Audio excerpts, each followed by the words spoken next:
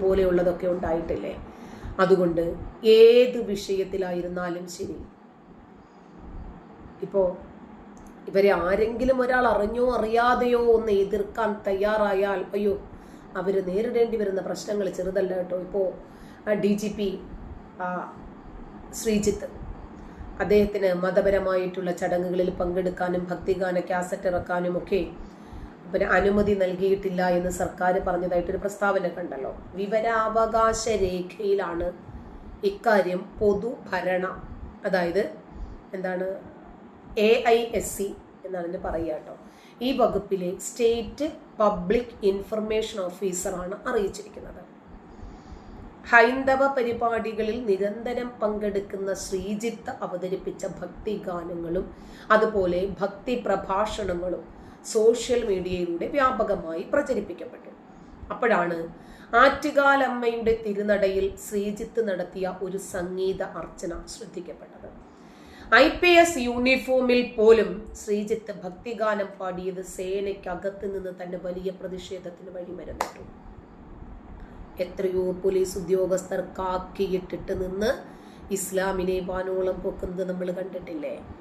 ഒരു police officer കാക്കിയിട്ടിട്ട് നിന്ന് പറയാണ്, ഞാൻ വണ്ടി പിടിക്കാൻ വേണ്ടി ഇറങ്ങും, ഹെൽമെറ്റ് ഇല്ലാത്തവരെ, കാക്കി ഇടാത്തവരെ, സീറ്റ് ബെൽറ്റ് ഇടാത്തവരെ, ലൈസൻസും വണ്ടിയുടെ ബുക്കും പേപ്പറും ഇല്ലാത്തവരെ പിടിക്കാൻ ഇറങ്ങുമ്പോൾ ഞാൻ അവരോട് കലിമ ചൊല്ലാൻ ആവശ്യപ്പെടും, ഷഹാദത്ത് കലിമ ചൊല്ലാനേ. അതുകൊണ്ട് ഇപ്പോൾ എൻ്റെ നാട്ടിലെ ഹിന്ദുക്കൾക്കും ക്രിസ്ത്യാനികൾക്കും മുസ്ലിങ്ങൾക്കും വരെ എല്ലാവർക്കും കലിമ ചൊല്ലാൻ അറിയാം. കാക്കിയിട്ടിട്ടാണ്. നിയമം നടപ്പിലാക്കാനല്ല, മതം വളർത്താനാണ് കാക്കിയിട്ട മത പുരോഹിതൻ എന്ന രൂപത്തിൽ അദ്ദേഹം ഇറങ്ങി തിരിച്ചിരിക്കുന്നത്. കാക്കിയിട്ട ഉദ്യോഗസ്ഥൻ എന്ന് പറയാൻ പറ്റില്ലല്ലോ. ഷഹാദത്ത് കലിമ പഠിപ്പിക്കാൻ വേണ്ടിയിട്ട് ഇറങ്ങിത്തിരിക്കുന്നതല്ലേ.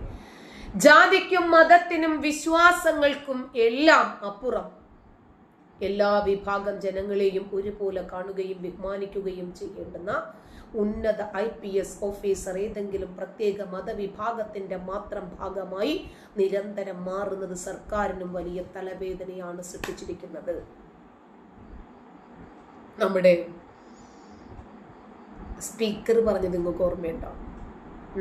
ഗണപതി മിത്താണ്, ഖുർആൻ ഏറ്റവും കൂടുതൽ സ്ത്രീ സ്വാതന്ത്ര്യം വിളിച്ചോതുന്ന ഗ്രന്ഥമാണ് എന്നൊക്കെ കമാൽ പാഷ പറഞ്ഞത് ഓർമ്മയുണ്ടോ? ഓരോ രാജ്യത്ത് ചെല്ലുമ്പോഴും ആ രാജ്യത്തിന്റെ പരിതസ്ഥിതിക്ക് അനുസരിച്ച് ഖുർആൻ മാറ്റി വ്യാഖ്യാനിക്കണമെന്ന്. ഒരു ജനാധിപത്യ രാജ്യത്ത് വരുമ്പോൾ അന്യമത വിരോധമുള്ള വചനങ്ങൾ പബ്ലിക്കിൽ പറയരുത്. കുഴപ്പമൊന്നുമില്ലല്ലോ അല്ലേ? പിന്നെ മറ്റേതാണെങ്കിൽ റിട്ടയർഡ് ആണെന്ന് പറയാൻ കേട്ടോ. നമ്മുടെ DGP, അദ്ദേഹത്തിന് എന്ത് വേണമെങ്കിലും വായി തോന്നുന്നത് വിളിച്ച് പറയാമല്ലോ, കുഴപ്പമില്ല. അദ്ദേഹം ഹാർഡ്വാർഡ് യൂണിവേഴ്സിറ്റിയുടെ ഒക്കെ പിന്നാലെയാണ്, പോട്ടെ പല.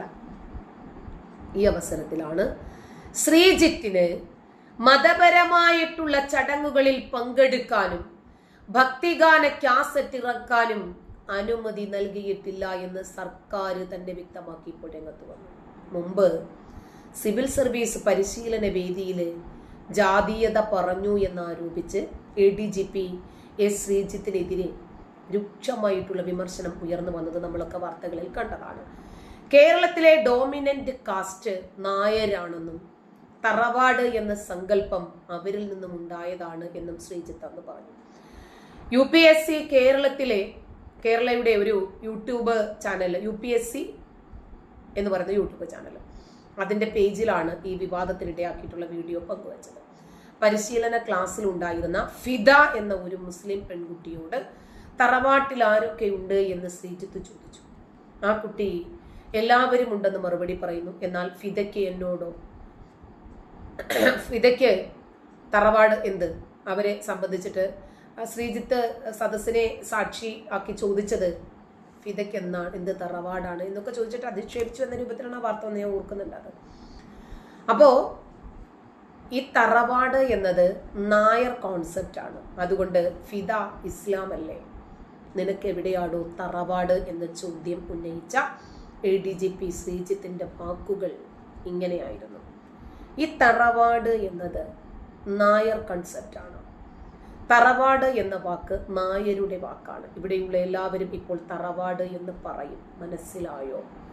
നമ്പൂതിരിയാണ് ഡോമിനന്റ് കാസ്റ്റ് എങ്കിൽ നമ്മൾ ഇല്ലം അല്ലെങ്കിൽ മന എന്ന് പറയും. ഇപ്പോൾ ആശാരിമാരും ഈഴവന്മാരും തറവാട് എന്ന് പറയും. ദാ ഫിദ പറയുന്നു തറവാടെന്ന്. ഇടോ, നിങ്ങൾക്ക് ജാതിയില്ല എന്ന കാര്യം അറിയോ?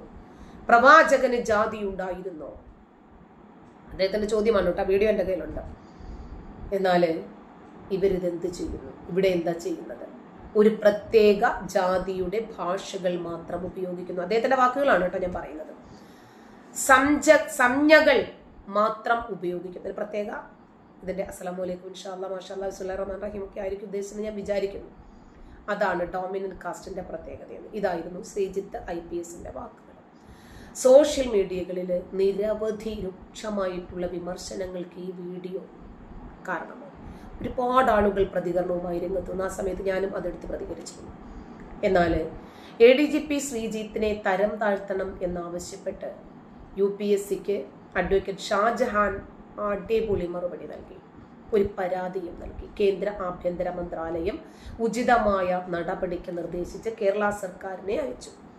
ശ്രീജിത്തിനെതിരായിട്ടുള്ള വിവിധ അന്വേഷണ റിപ്പോർട്ടുകളും കോടതി ഉത്തരവും സഹിതം നൽകിയ പരാതിയിൽ ഇതൊന്നും തന്നെ UPSCയെയും കേന്ദ്ര ആഭ്യന്തര വകുപ്പിനെയും അറിയിക്കാതെയാണ് DIG മുതലുള്ള ഉദ്യോഗക്കയറ്റം ശ്രീജിത്ത് നേടിയിരിക്കുന്നത് എന്നാണ് ചൂണ്ടിക്കാണിച്ചത്. സംസ്ഥാന സർക്കാരിന്റെ ഭാഗത്തു നിന്നും നടപടി ഉണ്ടായിട്ടില്ലെങ്കിൽ സുപ്രീം കോടതിയെ സമീപിക്കുമെന്നാണ് പരാതിക്കാരൻ തീരുമാനിക്കുന്നത് എന്നാണ് പിന്നീട് അദ്ദേഹം തന്നെ അദ്ദേഹത്തിന്റെ ചാനലിലെ വീഡിയോകളിലൂടെയൊക്കെ പറഞ്ഞിട്ടുള്ളത്. ഇവിടെ ജാതി മതം നോക്കണം.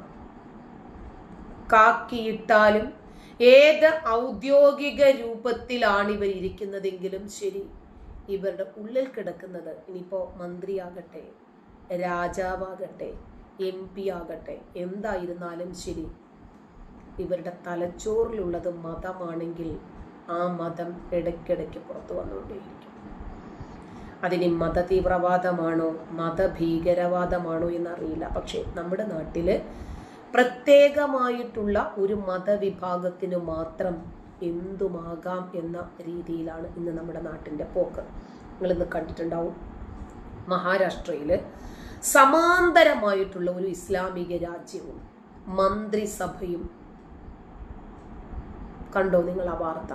അതെ, തീവ്രവാദ വിശുദ്ധ സേനയുടെ സുപ്രധാനമായിട്ടുള്ള കണ്ടെത്തൽ എന്ന ക്യാപ്ഷനോടുകൂടിയാണ് ഇത് പുറത്തു വന്നത്. ഇസ്ലാമിക സർക്കാരിന്റെ മോഡലിൽ മതഭരണത്തിന്റെ രീതിയിൽ വിവിധ വകുപ്പുകൾ നൽകി മന്ത്രിമാരു വരെ മഹാരാഷ്ട്രയിലെ രഹസ്യമായിട്ടുള്ള ഇസ്ലാമിക് സ്റ്റേറ്റിലുണ്ട് എന്ന് ATSന്റെ കണ്ടെത്തലാണ്. മലപ്പുറത്തുമുണ്ട് സമാന്തരമായിട്ടുള്ള ഒരു ഇസ്ലാമിക രാജ്യം, ഒരു ഇസ്ലാമിക സ്ഥാപനം. KT ജലീൽ പറഞ്ഞില്ലേ, ഈ മയക്കുമരുന്ന് വേട്ടയൊക്കെ നടന്ന സമയത്ത് നിങ്ങൾ മതപരമായിട്ടൊരു മതവിധി ഒന്ന് പുറപ്പെടുവിക്കണം, ഇത് ഹറാമാണ് എന്ന രൂപത്തില്. അതായത് ഈ രാജ്യത്തിന്റെ ഒരു നിയമത്തെയും ഇവരാരും അംഗീകരിക്കില്ല, അനുസരിക്കില്ല. മതം ശരിയോ തെറ്റോ എന്ന് പറഞ്ഞാൽ അതിനെ അനുസരിക്കാൻ അവര് ശ്രമിക്കും. എപ്പോഴും അല്ല, എല്ലാവരുമല്ല, ഇടയ്ക്കിടയ്ക്കൊന്ന് ശ്രമിക്കാമെന്ന്. ഇങ്ങനെ മതത്തെ മാത്രം പുകഴ്ത്തി, മതത്തെ മാത്രം ഒരു ടൂളാക്കി സ്വീകരിച്ച് ഈ രാജ്യത്തിന്റെ എല്ലാ ജനാധിപത്യ താല്പര്യങ്ങളെയും തകർത്ത് മുന്നോട്ട് പോകുന്ന ഒരുപാട് വ്യക്തികളുണ്ട്, പ്രസ്ഥാനങ്ങളുണ്ട് നമ്മുടെ രാജ്യത്ത്. നമ്മുടെ ഈ കൊച്ചു കേരളത്തെ തന്നെ എടുക്കുമ്പോൾ തന്നെ നമുക്ക് എത്രയുണ്ട് ഇതിനെ സംബന്ധിച്ച് പറയാൻ. ഇന്നലെ വേറൊരാളുടെ വീഡിയോ ഞാൻ കണ്ടിരുന്നു. നിങ്ങൾക്ക്